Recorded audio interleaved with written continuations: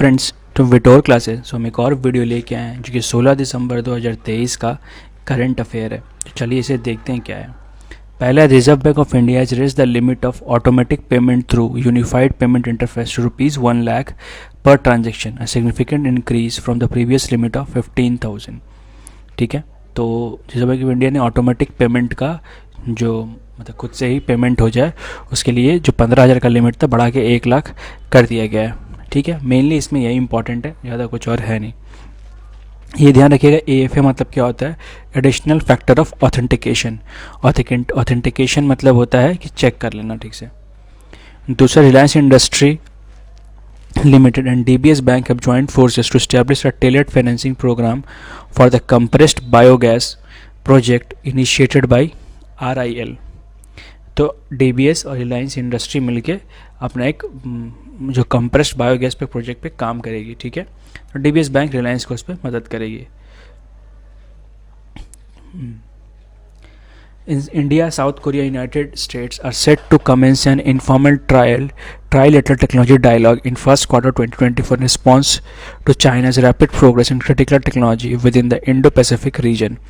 मतलब India, South Korea और United states एक कमेंस करेंगे इनफॉर्मल ट्राइलेटरल टेक्नोलॉजी डायलॉग 2024 में, चाइना के बढ़ते हर जगह पे प्रेजेंस को देख के। ठीक है, ये जो डिसीजन हुआ था इसलिए हुआ था कि during the US South Korea next generation critical emerging technology dialogue held in Seoul. ये सियोल में जो US और साउथ कोरिया का डायलॉग हुआ था, मतलब बातचीत हुआ था, उसमें ये डिसाइड किया गया था। ठीक है, ये प्रोग्राम होगा कि डिफेंस स्ट्रैटेजी बना के ठीक से किया जाए। The minister of environment, forest and climate change has introduce the Indian forest and wild life certification scheme.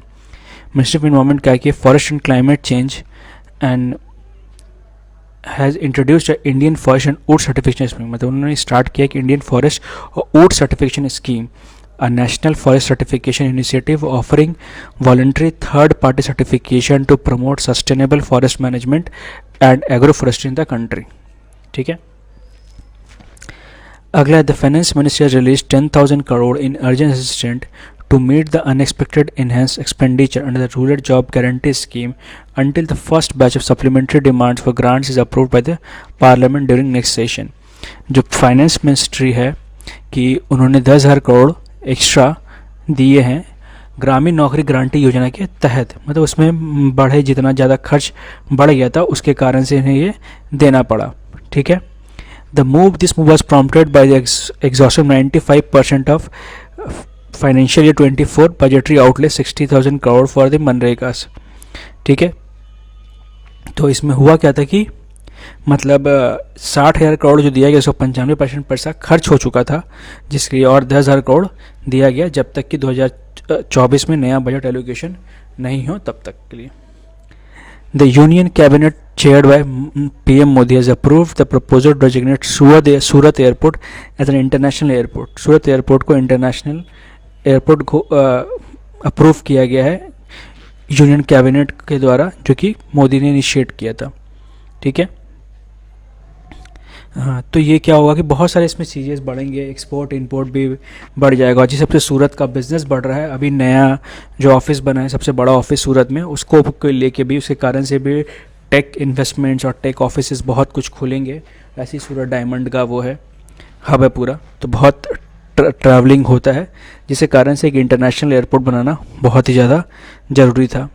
ठीक है, अगला, Vijay Diwas celebrated annually on December 16। Vijay Diwas कब मनाया जाता है? दिसंबर 16 को, to commemorate the victory of the Indian army over Pakistan in 1971 war के वक्त जो इंडिया का विक्ट्री होता पाकिस्तान के ऊपर, उसके लिए। ठीक है, general Niazi of West Pakistan surrendered with 93,000 soldiers to Indian army and Mukti Bahini of Bangladesh. 93,000 सैनिक ने पाकिस्तान का उस समय सरेंडर किया था इंडिया के सामने। The emir of Kuwait sheikh Nawaf al Ahmad al Sabah aged it passed away after 3 years in power. तो ये emir of Kuwait sheikh Nawaf al Ahmad al Sabah 86 साल में इनका देहांत हो गया। November, sheikh was hospitalized emergency with health problem.